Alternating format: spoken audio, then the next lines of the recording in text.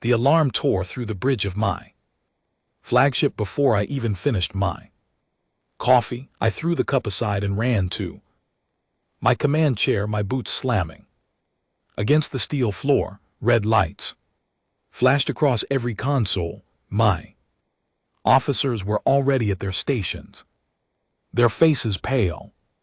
"Report," I said, my voice sharper than I meant it to be. "Commander Elias Vance, we are receiving a distress signal from the Valoran outer colonies. It is on every channel. They are being wiped out, sir, right now as we speak." My hands turned cold. I gripped the edge of my chair and felt the room tilt under me. The Valoran, the ones who saved us, the ones who stood between Earth and total ruin when I was still a child in school uniforms, reading about their sacrifice in my history books. "Put it on the main screen," I said. The image that filled the screen made every officer on the bridge go silent. Valoran cities burning, their great crystal towers, the ones they had built over 1,000,000 years, breaking like glass dropped on stone, their ships, ancient and beautiful, falling from the sky in pieces, and through the static I could hear their voices, calm, gentle. Even now, even as they died, they were not screaming, they were singing their old song, the same song they had once sung to us. I felt a young officer beside me begin to cry. Her name was Lieutenant Clara Hunt, only 26 years old, fresh from the academy. She did not try to hide her tears, none of us did. "Who is doing this?" I asked, though I already knew. "The hegemony of 9 crowns, sir. They launched a coordinated strike across every Valoran system. It is not a battle, it is an erasure. The Valoran never had time to raise their defenses."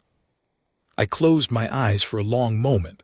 I thought of my grandfather, who had been a boy on Earth the day the Valorians fleets arrived in our sky. He told me the story 1,000 times before he passed away. He said that when the hegemony came to end humanity, the sky turned black with their warships.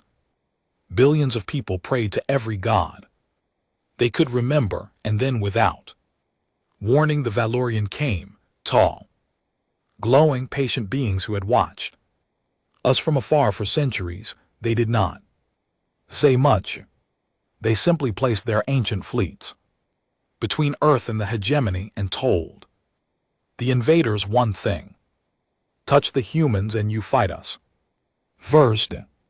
The hegemony turned back, not because they were beaten, but because they were not ready to fight the Valorian, not yet. And for 300 years the Valorian stood as our shield. They taught us their sciences, their art, their kindness. They asked for nothing in return. When I was a boy, a Valorian teacher named Serlin came to my school and taught us poems about the stars. She told us that one day, when we were strong enough, we would have to choose what kind of species we wanted to be.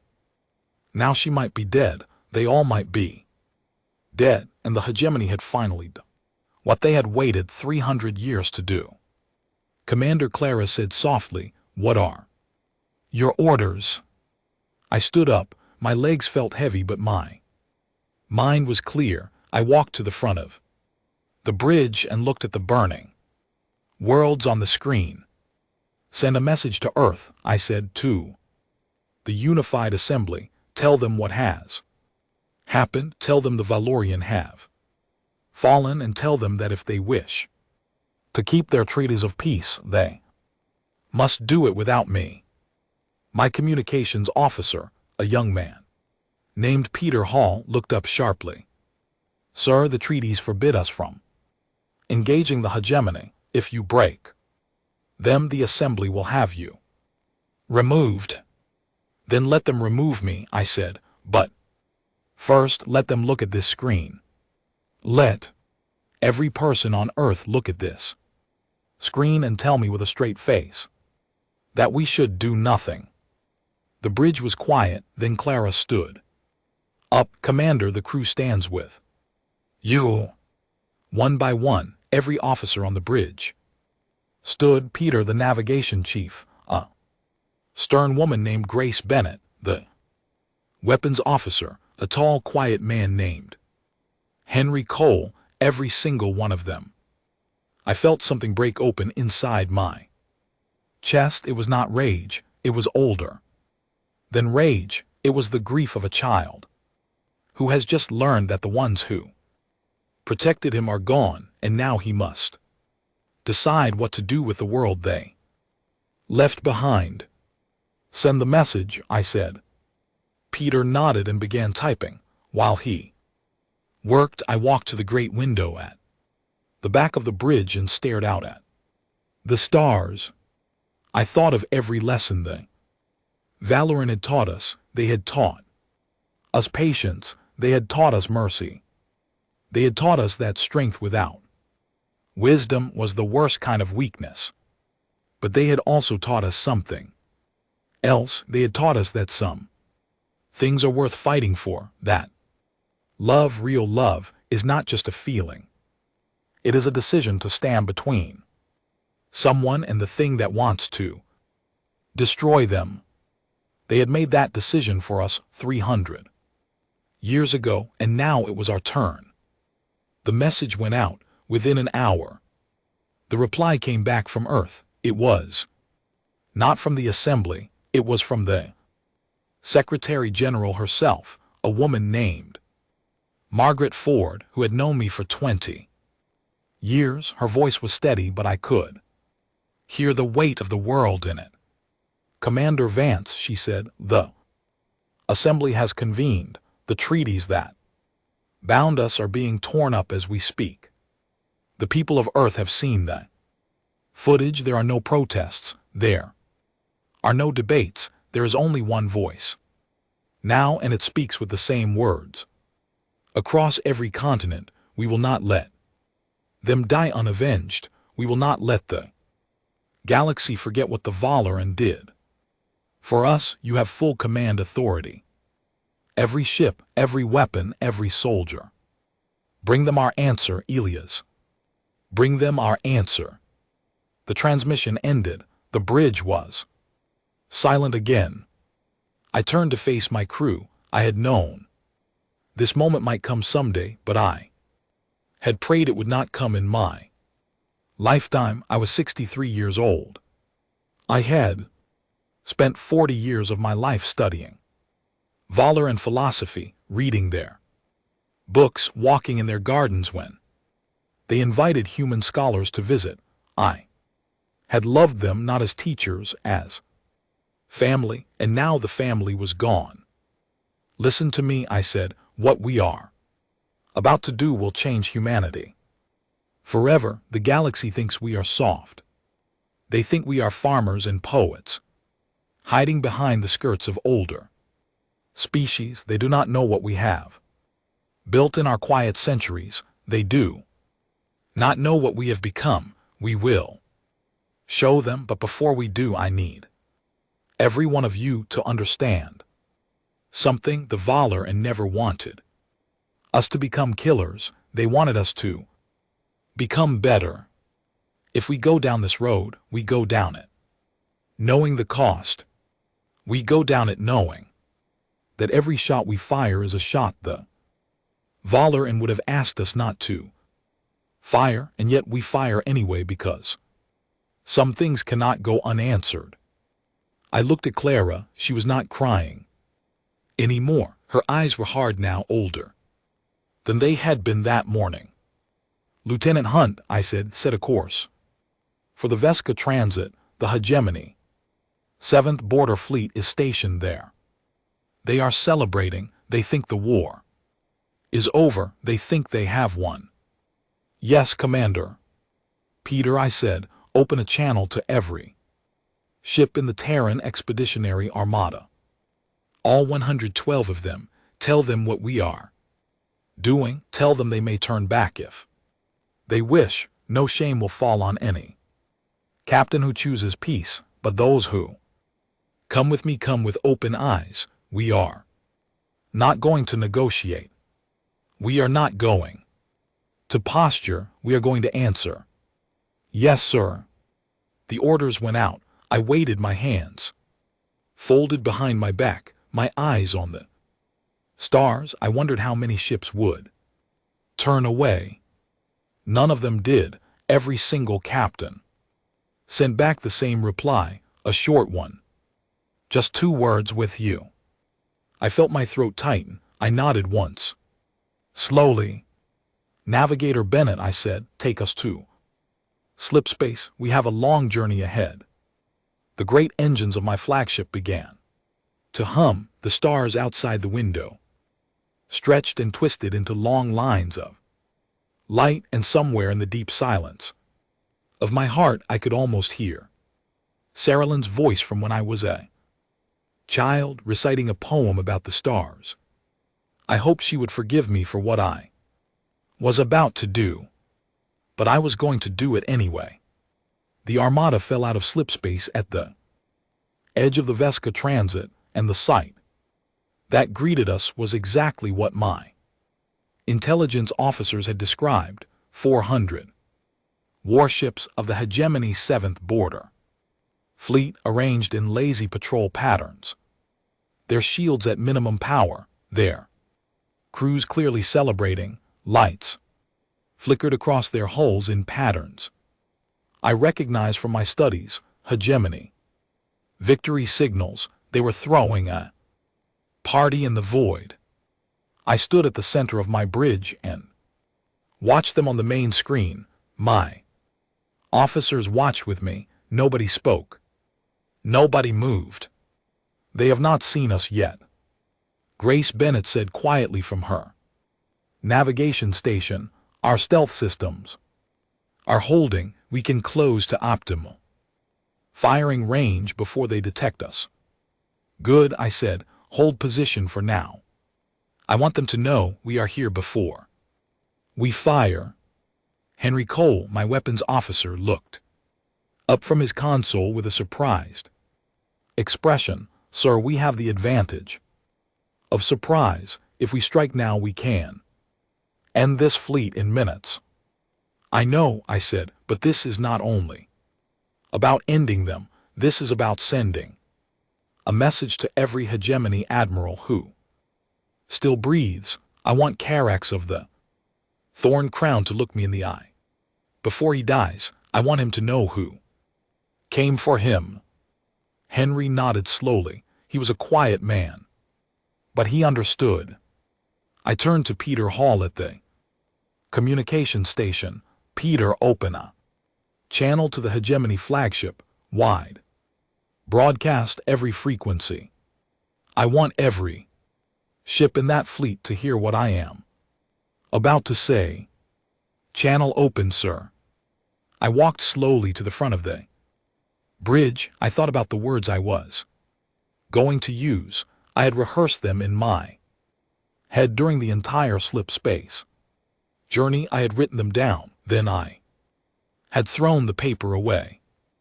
In the end, I decided that no speech I could give would carry the weight of what needed to be said, so I would not give a speech. I would give them a song. Peter, I said, play the recording I prepared, the one in file Delta 7. Yes, sir. The recording began. It was a Valor lullaby, the same one Serlin had taught us in school when we were children, the same one the Valoran had sung to their own young for 1,000,000 years. It was soft and slow, full of long notes that rose and fell like gentle waves. It was the sound of a mother singing her child to sleep. On the main screen I watched the Hegemony fleet. At first nothing happened, then their communications began to light up. They had heard it. They recognized it. They knew exactly what it meant. The flagship of Carax of the Thorn Crown began to turn toward us. Its shields began to rise. its weapons began to power up, but it was too late, much too late. Henry, I said quietly, fire. The sky lit up. I had read about the Icarus protocols in classified documents my entire career, but I had never seen them used. Few humans had. For 3 centuries we had promised the Valoran we would not develop such weapons, and we had kept that promise on paper. But in the dark corners of our research labs, under black budgets hidden from public view, we had built them anyway, not because we wanted to use them, because we feared a day like this might come. The relativistic strike vehicles left our forward tubes at a fraction of the speed of light. They were nothing more than long rods of tungsten metal. No warheads, no explosives, just mass and speed. When they hit the hegemony warships, the ship simply ceased to exist. There was no explosion in the traditional sense. There was only a flash of light as the energy of the impact converted into pure heat. Whole capital ships vanished in an instant, leaving behind only glowing clouds of vapor. Within the first minute of the engagement, 80 hegemony warships were gone.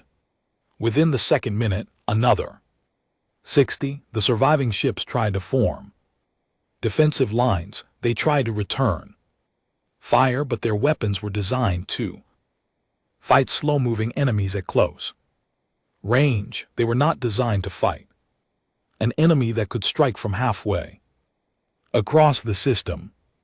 My swarm-class support ships moved into their secondary patterns. These were the ships I called the learners. Each one carried an advanced computer system that watched every move the enemy made, learned their tactics in real time, and adjusted our own tactics to counter them. Within the first 3 minutes, the learners had identified every weakness in the hegemony formation. Within 5 minutes, they had mapped every command ship, every supply line, every escape route. Nothing the enemy did was a surprise anymore. We were not just fighting them, we were predicting them. On the main screen, I watched the hegemony flagship try to escape.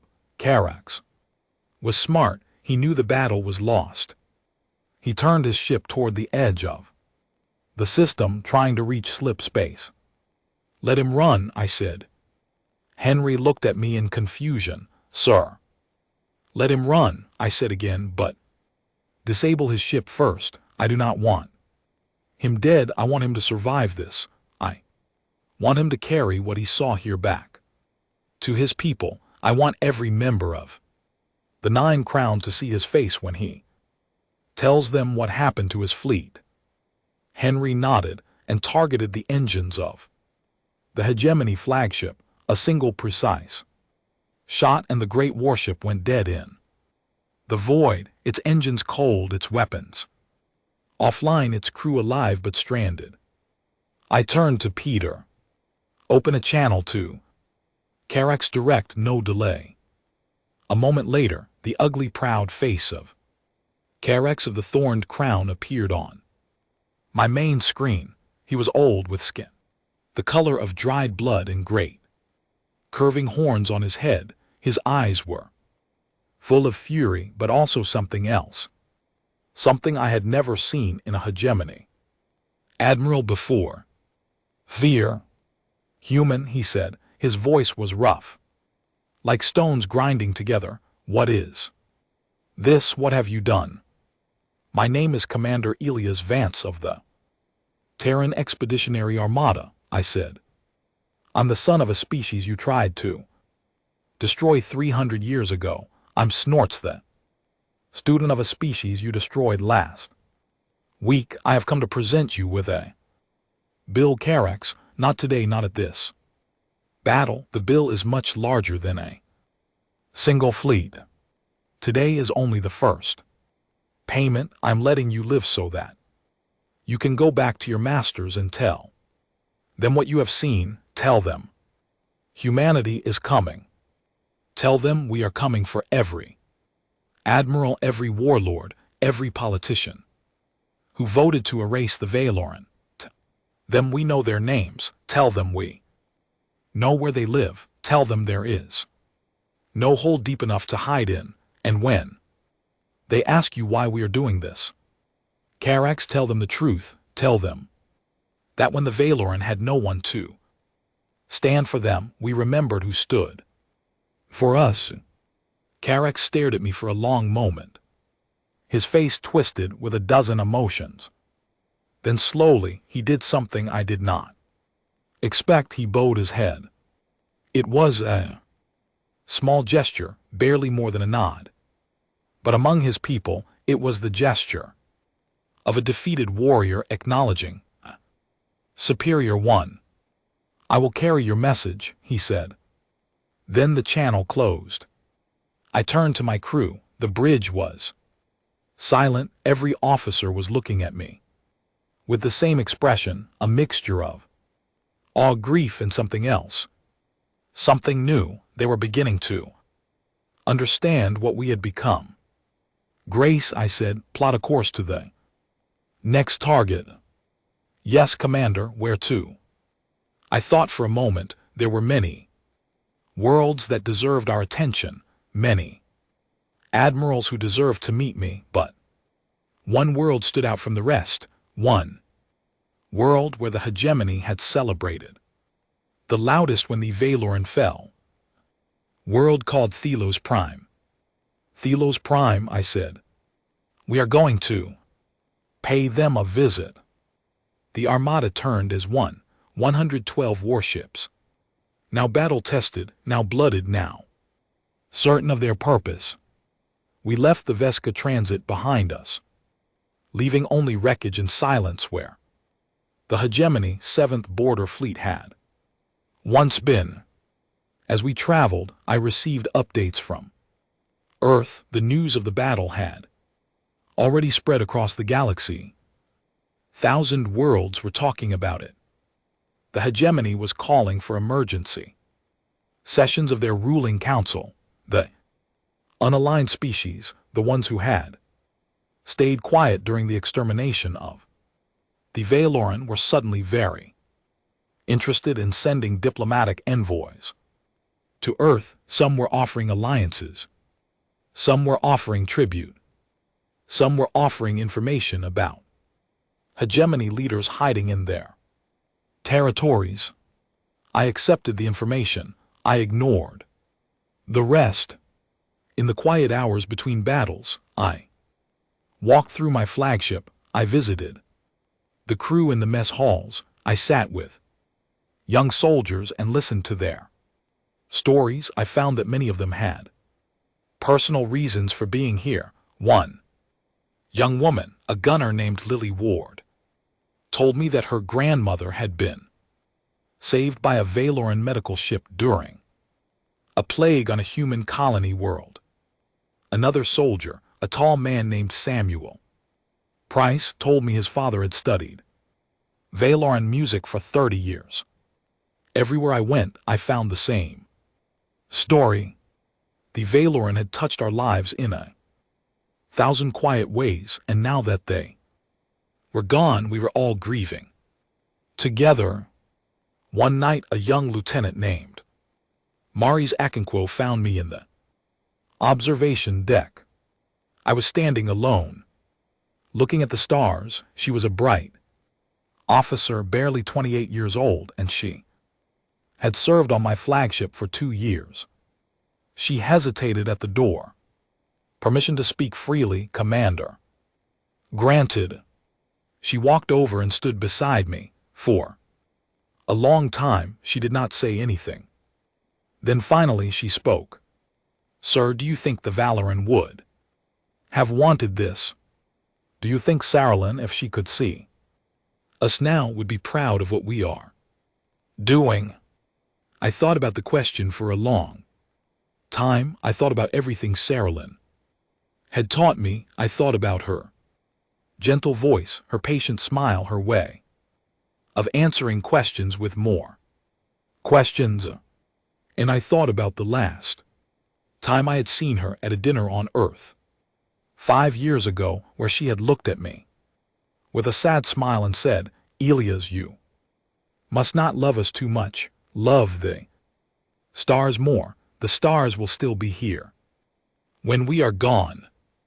No, I said quietly, she would not be proud. She would not want this. If she were standing here right now, she would take my hand and she would ask me to stop. She would tell me that this path leads to a place I do not want to go. Maurice looked at me with wide eyes. Then, why are we doing it, sir? I turned to face her, because love does not always make us into better people. Lieutenant, sometimes love makes us into the worst versions of ourselves. I am doing this not because I believe it is right, but because I cannot bear to do nothing, and I will carry the weight of that choice for the rest of my life, but I will not ask you to carry it with me. If you wish to leave this armada, I will send you home with honor. No shame will touch your name. Maurice was quiet for a long moment, then she shook her head. I will stay, Commander. Someone has to remember who we are supposed to be. Someone has to remind us when this is over, of the version of ourselves we left behind. I will stay and I will watch. And I will remember. I nodded. Thank you, Lieutenant. She saluted and left. I stood alone at the window looking out at the stars, and for the first time since the war began, I felt truly afraid, not of the hegemony, not of battle, but of myself, of what I was becoming. The next day we arrived at Thelos Prime. Thelos Prime was not like the Vesca transit. It was a populated world, home to nearly 4 billion hegemony citizens. It had been a crown world for 8,000 years, wealthy beyond measure, decorated with gardens and palaces. When the Valoran homeworld fell, the citizens of Thelos Prime had held a great festival. They had lit their skies with fireworks. They had sung songs of celebration. Their leaders had declared it a holy day, to be remembered every year. I knew all of this because my intelligence officers had shown me the footage. Every year, every song, every celebration. I had watched it 3 times. I had made myself watch it. When my armada fell out of slipspace above Thelos Prime, their defense fleet was already waiting for us. 200 warships arranged in tight formation, their shields at full power. They had learned from what had happened at the Vesca transit. They were ready. But ready was not the same as able.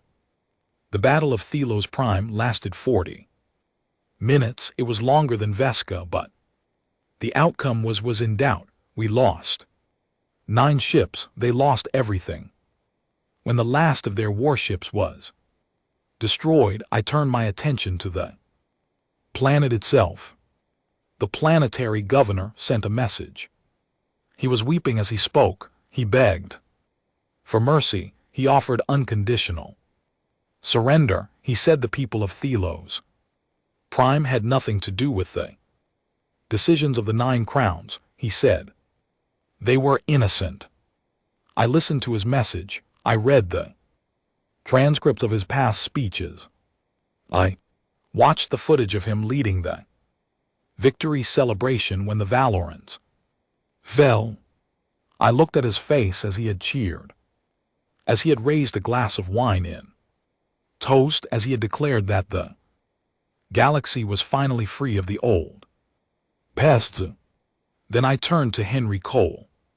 Target the planetary defense grid, I said. Target the military installations. Target the shipyards.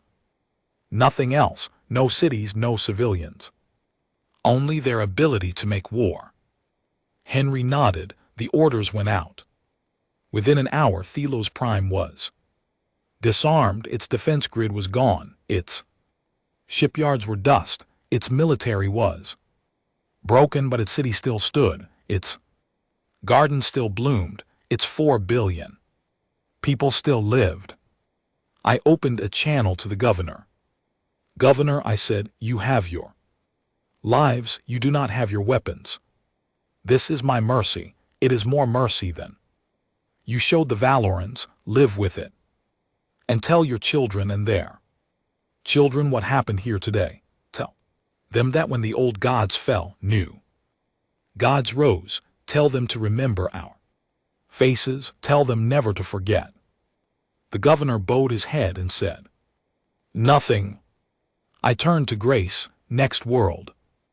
We left Thelos Prime behind and we moved on. The weeks that followed blurred together in my memory like pages of a book read. Too quickly, we moved from system to system, from world to world, and each battle taught us something new about ourselves. At Karath, the home world of the species who had led the strike against the Valoran, I did something I had not done. At Thelos Prime, I did not spare their cities. I had studied their leaders for weeks. I knew which cities housed their war councils, their weapons factories, their command bunkers. I targeted those. The civilian districts, the farming regions, the coastal towns I left untouched, but the heart of their war machine, the cities where the decision had been made to erase the Valoran, I reduced to rubble. Not with weapons of mass destruction.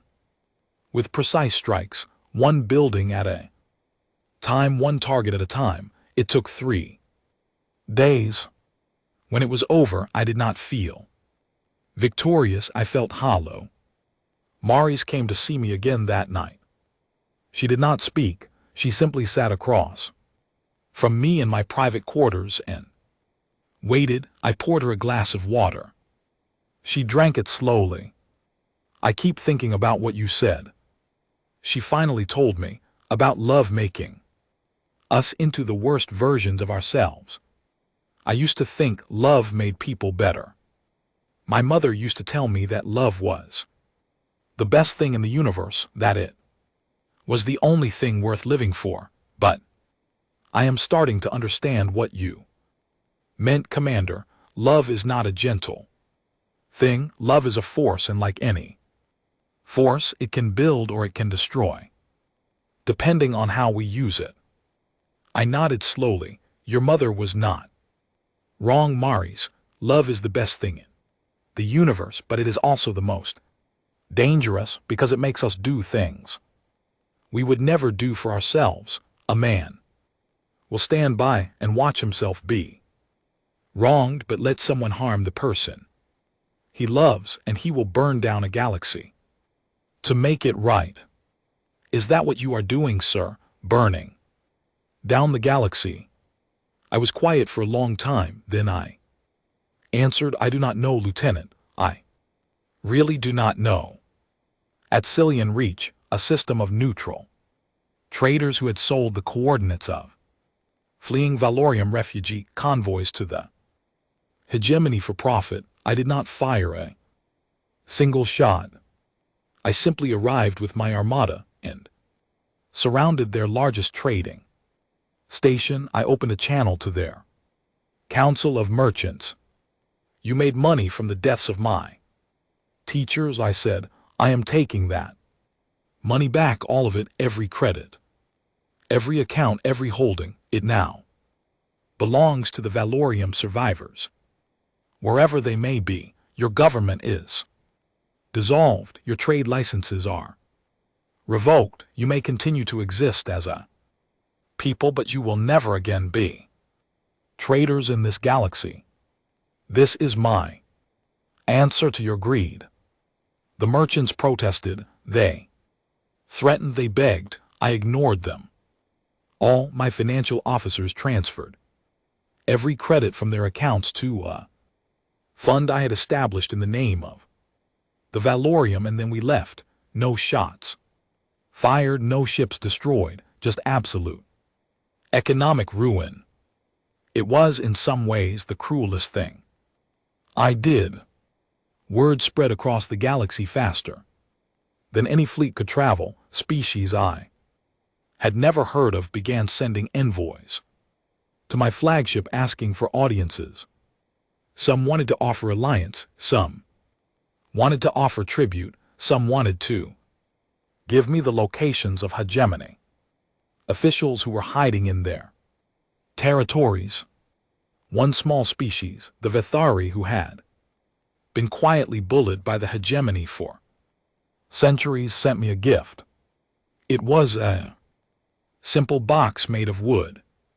Inside was a flower pressed flat between two sheets of glass. The envoy told me it was a Valoran flower, one of the last. The Vithari had been secretly growing them in their gardens for 200 years, afraid the hegemony would find out and punish them for it. I accepted the gift. I placed it on my desk. I looked at it every night before I slept. Then came the message that changed everything. It arrived in the middle of the night. While I was asleep in my quarters, Peter Hall woke me personally, his face pale and his voice shaking.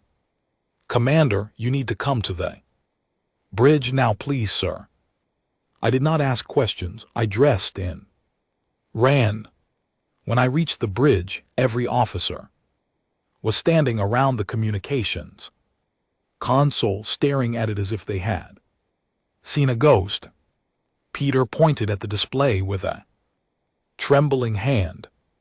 "Sir, we are receiving a signal from the Outer Veil, a region the Valoran once called sacred. The signal is using old Valoran identifier codes, ancient ones.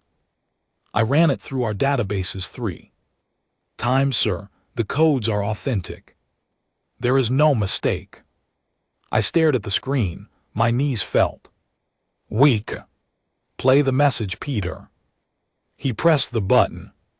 A voice filled the bridge, a voice I had not heard in 5 years, a voice I had been certain with a sickness in my heart that I would never hear again. It was SUR Chinese letter. She said only one sentence in the gentle, patient voice I remembered from my childhood, the voice that had taught me poems about the stars. "Ilyas, if you can hear this, please come. There are still some of us left." The message ended. The bridge was silent. I stood there for a long moment, unable to move, unable to breathe, unable to think. Then I felt something strange on my face. I touched it with my fingers and realized I was crying. I had not cried in 30 years, not since my grandfather's funeral, but I was crying now openly in front of my entire crew. And I did not care. "Grace," I finally said. My voice was hoarse. "Plot a course for the Outer Veil immediately." "Yes, Commander." Peter sent a reply. "Tell Cerulean we are coming. Tell her we are bringing every ship we have. Tell her she will never be alone again. Tell her." I stopped. I did not know what else to tell her. I did not know how to explain what I had been doing in her name. I did not know how to explain what I had become. Peter waited patiently. "Just tell her we are coming," I said. Finally, "Yes, sir." The Armada turned. We left the campaign behind. Every other target, every other world, every other admiral would have to wait. There was only one destination. Now, I went back to my quarters. I sat on the edge of my bed. I looked at the pressed Valoran flower on my desk, and I tried to remember who I had been 3 months ago, before this all began. I could not remember the man who had stood on this bridge when the first distress signal came in was gone. Someone else had taken his place. Someone colder, someone harder, someone I was not sure I liked. But Serlin was alive and nothing else mattered. Nothing else had ever mattered. I did not sleep that night. I sat at my desk and I wrote a letter to Serlin. I tried to explain everything. I filled 12 pages, then I read it and realized it sounded like the ramblings of a guilty man. I tore it up. I tried again, another 10 pages. I tore those up too. In the end, I wrote only one sentence.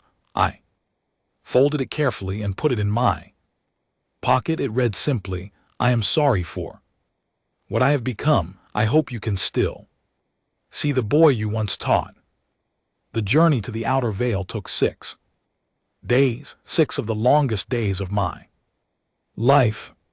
The outer veil was a quiet region of space far from any major trade routes. The stars there were old and dim. Valoran had considered it a holy region. They had built small gardens on the moons. They had buried their dead there when their dead had to be buried, which was rarely, for the Valoran lived very long lives. When my armada arrived, we found them a hidden enclave, nothing fancy, just a cluster of small habitats on a single moon, protected by camouflage fields that had hidden them from every scan for centuries. My sensors counted roughly 12,000 life signs, 12,000 Valoran out of billions that had once walked the stars. But 12,000 was not zero. 12,000 was a future. I took a small shuttle down to the moon. I went alone. I left my armada in orbit with orders to fire on no one and to respond only if I personally called for help. My officers protested, especially Clara, who insisted on coming with me. I refused them all. This was not a meeting for soldiers. The shuttle landed in a small clearing. I stepped out onto the surface of the moon. The gravity was low. The air was thin but breathable. The sky above me was full of stars brighter than any I had ever seen. And she was waiting for me. Serlin, older than I remembered. Her tall, luminous body was thinner now, and her glow was fainter, but she was still beautiful, still gentle, still patient. She stood in the clearing, surrounded by a few other Valoran, all of them watching me with quiet eyes. I did not know what to do. For a moment, I just stood there like a boy who had been caught doing something wrong.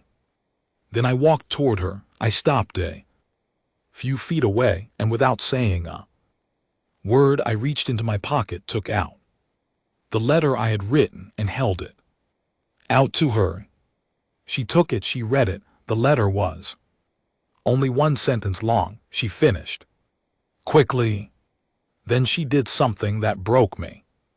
She stepped forward, she put her arms around me, and she held me, just held me, like she had held me once when I was a child and I had fallen from a tree in her garden on earth and scraped my knee.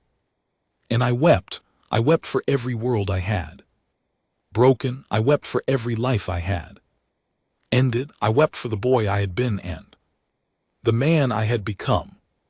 I wept for the Valoran who had died and for the ones who had somehow survived. I wept because I did not know what else to do. She let me weep. She did not speak. She simply held me until I was done. When I finally pulled back, she looked at me with her kind eyes, and she said the words that would change the rest of my life. Elias, my dear boy, we did not die so that you could avenge us. We died so that you could choose differently then. We were allowed to choose. The hegemony made their choice and they fell. Do not let your grief make the same choice for you. Come sit with me. Let us talk. We have much to discuss. And I followed her like a child. because that is what I still was in that moment, a child returning home. I sat with Serlin for many hours that day. We walked through her small garden. We spoke of the past and of the dead and of the long work still ahead. At one point, a group of Violaran children came out to see us. They were small and bright and curious, and when they saw me, they did not run away. One of them, a little one with luminous eyes, walked up to me and put her tiny hand in mine. She did not speak, she just held my hand. I looked down at her and felt my entire world change. Serlin watched us with a soft smile. Her name is Kaylee's, she said. Her mother did not survive the crossing to this moon. We are raising her together, all of us, as we raise all our children. She is very curious about humans. She has been asking about you for weeks, since we first heard rumors of what was happening in the galaxy. What did you tell her? I asked. I told her the truth. I told her that humans are capable of great love and great terror, and that the galaxy is still deciding which of those two things we will choose to remember. I knelt down so that I was at the same height as Kaylee's. I looked into her small, trusting face and I made a silent promise to her, a promise I would keep for the rest of my life. I will protect you, I whispered, all of you, not with war, with something better. Kaylee smiled at me. She did not understand my words, but she understood my heart. She reached up and touched my face with her small fingers. Then she giggled and ran back to her friends. Serlin watched me stand up. You are thinking about ending the war, she said softly, but you do not yet know how. No, I admitted, I do not. Then let me help you, Ilias. Let me help you find a way. We walked back to the habitat. I spent 3 days on that moon talking with Serlin and the elders of the enclave. They did not ask me to stop the war. Immediately, they understood that there were forces in motion that could not simply be turned off, but they asked me to consider a different ending, an ending that would honor the dead without creating more dead, an ending that would use the power humanity had shown to build something new rather than only to destroy what was old. By the end of those 3 days, I had a plan. It was not my plan, it was ours. Serlin's and mine and the elders. It was an idea that none of us could have reached alone. It would require me to do things I did not want to do. It would require me to stand in front of the entire galaxy and make promises I was not sure I could keep, but it was the only path forward that did not end in more ashes. When I left the moon to return to my armada, I did not feel like the same man who had landed there. Something in me had shifted, something had healed just a little, and something else had grown. I carried Kaylee's small handprint, invisible on my face for the rest of my life.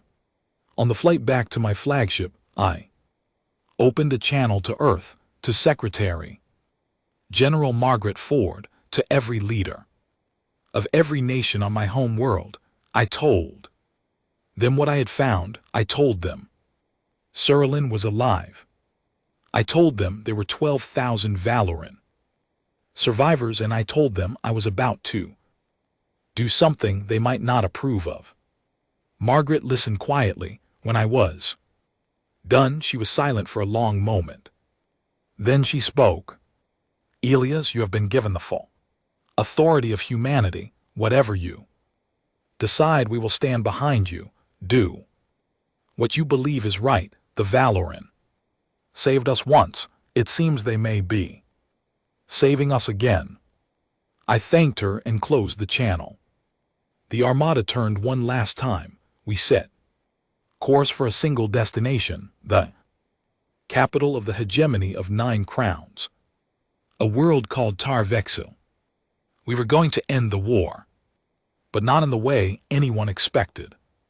The armada fell out of slip space above Tarvexil, and what we found waiting for us was the last desperate defense of a dying empire.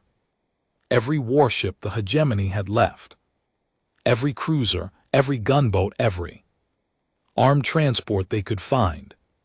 Over 800 ships in total, forming a massive defensive sphere around their homeworld. Their weapons were charged there. Shields were at maximum, their crews were ready to die.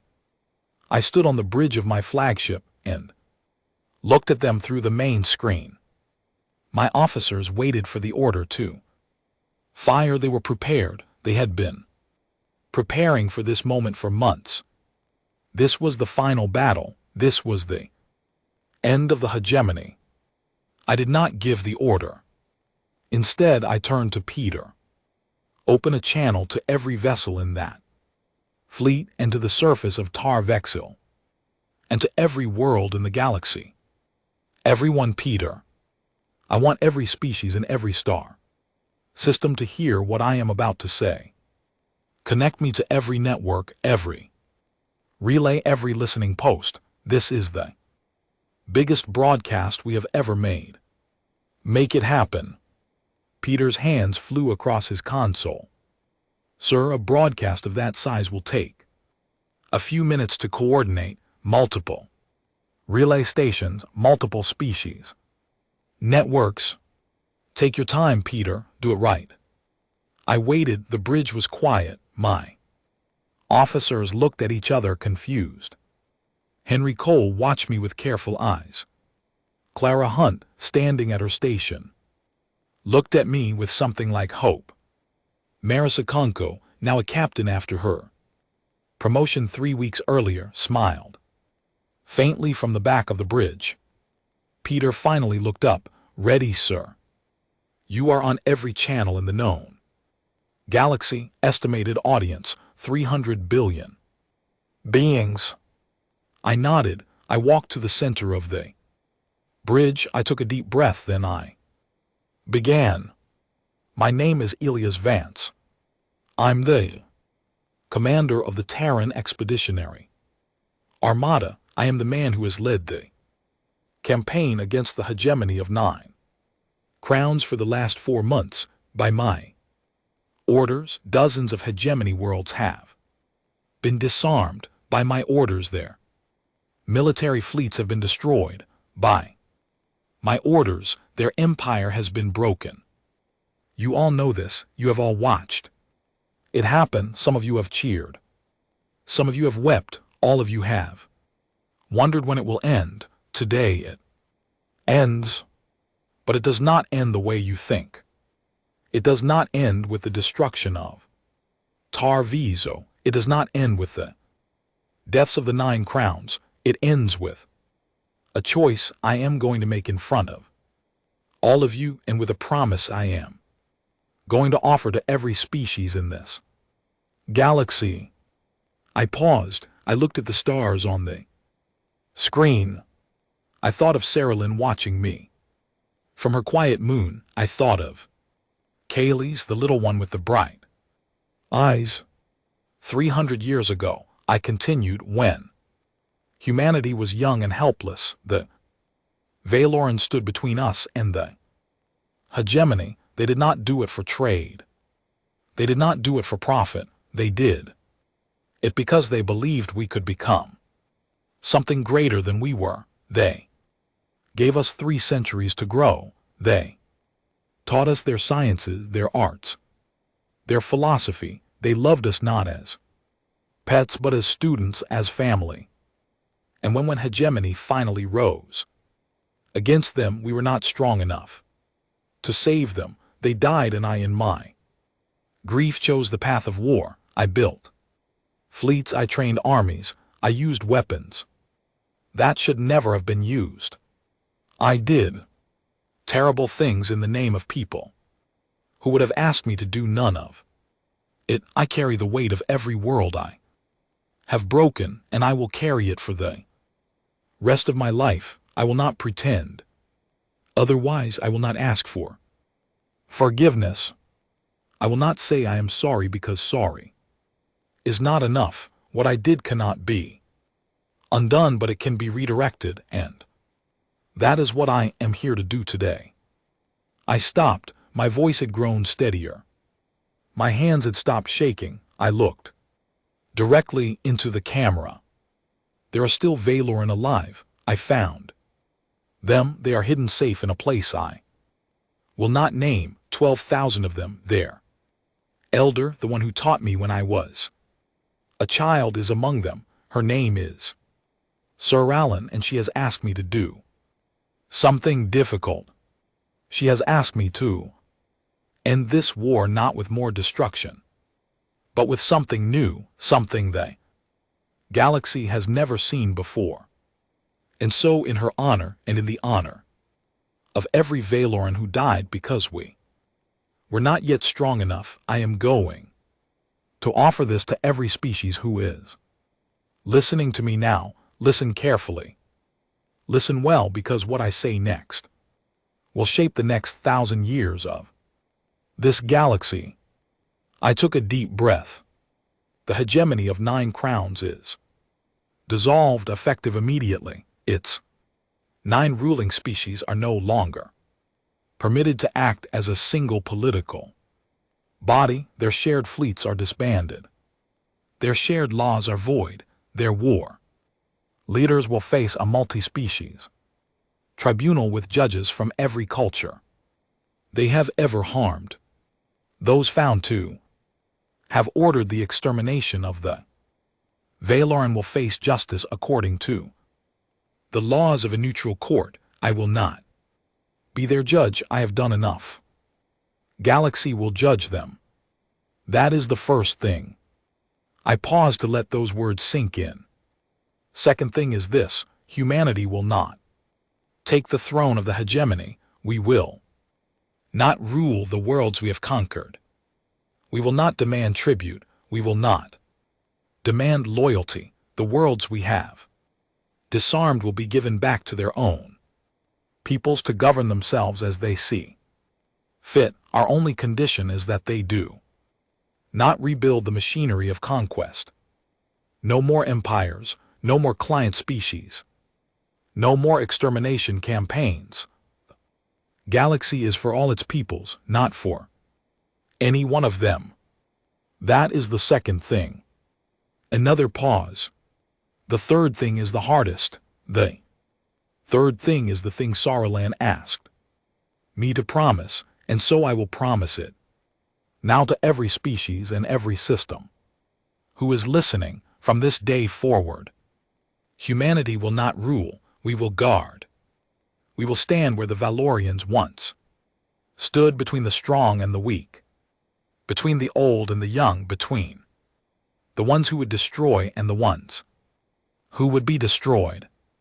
If any species anywhere at any time attempts to commit the kind of erasure the hegemony committed against the Valorian, humanity will come. We will not come to conquer. We will come to stand in the way, and we will not leave until the threat is ended. This is our new role. This is our inheritance.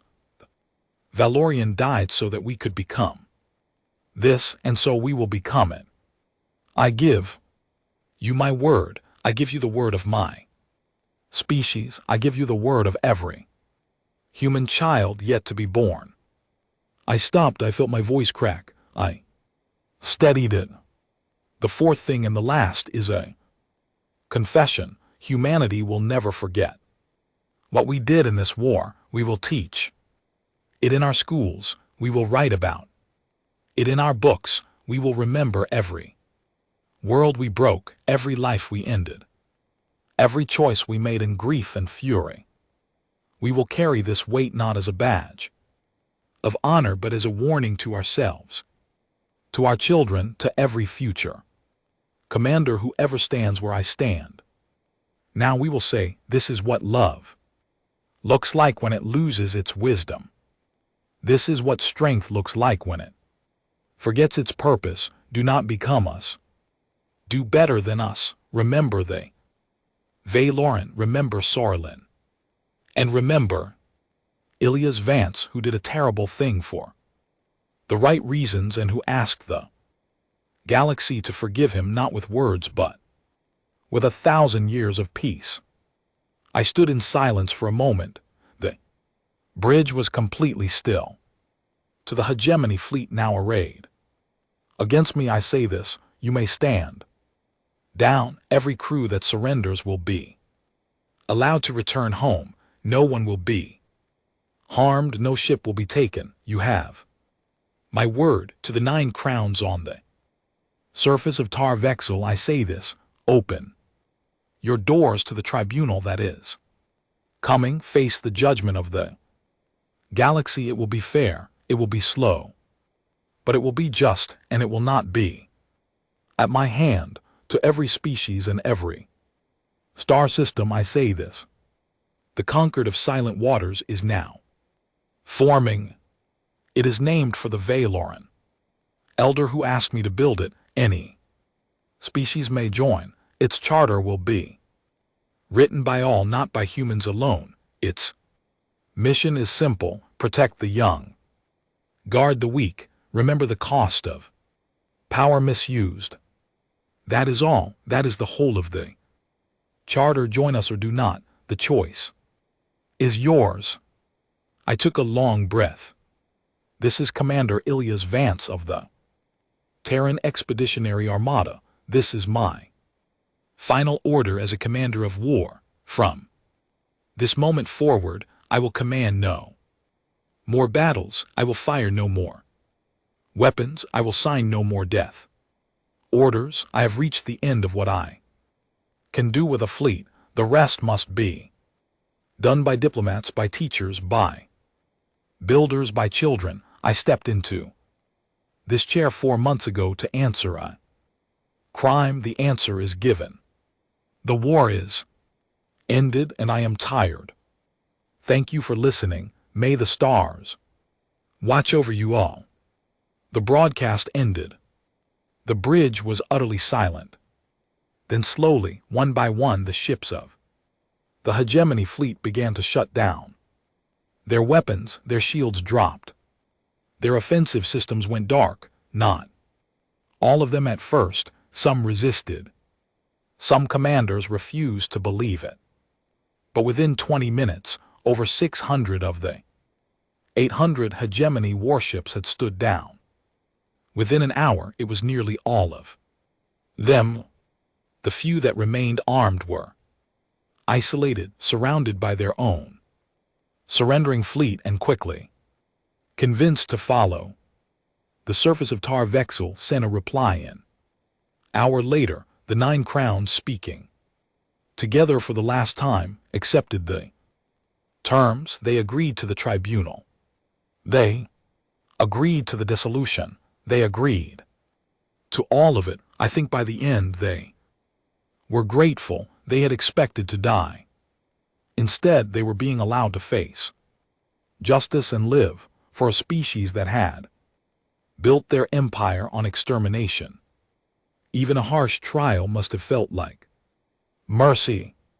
The messages from other worlds began to arrive within minutes of my broadcast. They came from every direction, every species, every corner of the galaxy. The Vethari, the ones who had given me the pressed flower, sent their agreement to join the conquered within the first 10 minutes. The Cillian merchants, now stripped of their wealth, sent a message asking if they could be included. Dozens of species I had never heard of sent envoys. Even some of the hegemony client worlds, freed from their masters, sent messages of support. The conquered of silent waters was born that day in the orbit of a defeated empire under the light of unfamiliar stars. I did not stay to watch the celebrations. I asked my crew to handle the formal surrenders. I gave Captain Mari's Ekanagwa command of the Armada on a temporary basis until Earth could send new leadership. Mari's accepted with tears in her eyes. I shook her hand. I told her she would be a fine commander. Then I took a small shuttle and went back to the outer veil. I went back to Surilin. She was waiting for me in her garden. She had watched my broadcast. Her eyes were soft when she saw me. She took my hands in hers. "You did well, my boy," she said. "You did very well." I do not feel like I did well, Surilin. I feel like I did the best I could after doing everything wrong. That is how it always feels, Elias. That is how it felt for us when we stood between humanity and the hegemony 300 years ago. We did not feel like heroes. We felt like beings who were making the best choice out of many bad ones. You have done the same. You have chosen in the end to be a shield. That is enough. That is more than enough. I sat down on a stone bench in her garden. Kaylee's came running out of the habitat and climbed into my lap. She was still small, still bright, still full of laughter. She pulled at my beard and made me laugh too. Surilin sat beside me. We watched the stars together. "You will not be welcomed everywhere," she said softly. "There are species who will hate you for what you did in the war. There are humans who will hate you for ending the war without finishing the hegemony. You will carry both of these angers for the rest of your life. You understand this?" "I understand." "And yet you did it anyway." "Yes." "Good, that is what makes it a choice." Elios, a choice made without cost is not a choice, it is only a preference. You have made a real choice. Carry it with honor. I nodded. I held Kaylee's a little tighter. She giggled. I lived for another 40 years after that day. I did not return to military service. I did not seek political office. I spent my time helping to build the Concord of Silent Waters. Its charter was written over 2 years by representatives of 240 species. It became the foundation of a new kind of galactic order, not an empire, not an alliance, a promise that the strong would stand between the weak and the cruel for as long as the strong could be trusted to remember why. I helped train the first generation of Concord officers. I taught them what I had learned, the terrible lessons as well as the good ones. I told them about Sarilyn. I told them about Kaylee's. I told them about the worlds I had broken. And I told them to never ever become what I had been at the height of my grief. Some of them understood, some of them did not. The ones who did not I sent home. The ones who did I trusted with the future. I saw Sarilyn every year until she passed. She lived to be very old even for a Valoran. She left this world peacefully in her garden, surrounded by the children she had raised. Kaylee's, now grown, was beside her. I was beside her too. She looked at me as she went, and she smiled. She said, "You did well, my boy," and then she was gone. Kaylee's grew up to become the first Valoran ambassador to the Concord. She worked alongside me for many years. She was brilliant, patient, kind, like Sarilyn had been. She reminded me every day of what I was fighting to protect. Not with speeches, just with her presence, with her small acts of mercy, with her endless curiosity about the galaxy. When I finally grew too old to work, I retired to a small house on Earth. I wrote my memoirs slowly over 5 years. I told the truth about everything. The terrible things I had done, the reason I had done them, the faces I could not forget, the regrets I would carry to my grave. I did not try to justify myself. I did not try to make myself look better. I simply told the truth, and I let the readers judge me. The book was controversial. Some called it a confession, some called it a war crime manual, some called it one of the great works of human literature. I did not care what they called it. I only cared that the truth was written down so that no one after me could ever use my story to justify doing worse.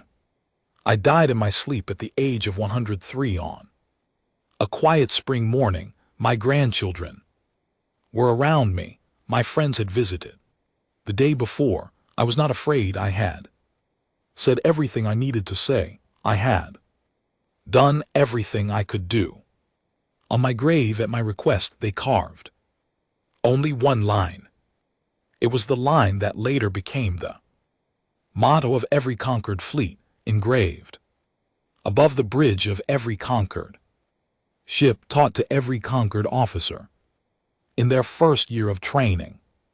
It read, "They once shielded us, now we shield every star, not because we are worthy of the duty, but because we remember what it cost to earn it." Generations passed, the conquered grew. It was not perfect, no institution is. There were moments of failure, moments of corruption, moments when humans forgot why they had taken up the shield in the first place, but each generation produced at least a few people who remembered, who read my memoirs, who visited Sirlin's garden on the moon, which was preserved as a sacred site, who understood that the conquered was not a birthright, it was an obligation paid in advance by beings who had died so that we could have the chance to be better. And in the quiet moments late at night, when the stars are full and the ships are silent, the officers of the conquered sometimes whisper an old Valoran lullaby to themselves, the one their ancestors, the Valoran, used to sing to their young, the one I played once, a long time ago, to a hegemony fleet at the Vesca Transit, on a day I try never to remember and can never forget. It is a soft song, a slow song, a song of waves and wind and patient love. It is in the end the song of the galaxy we chose to build. And it is enough.